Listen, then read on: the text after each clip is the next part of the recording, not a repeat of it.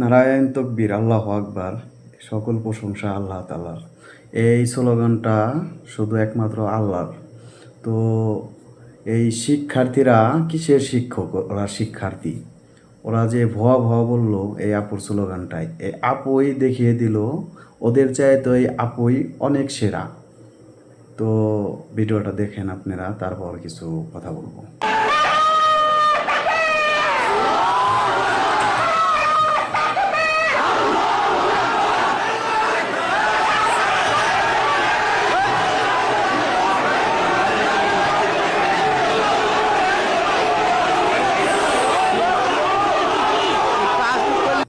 আপনি রাজনীতি করেন, আমাদের সমস্যা নাই।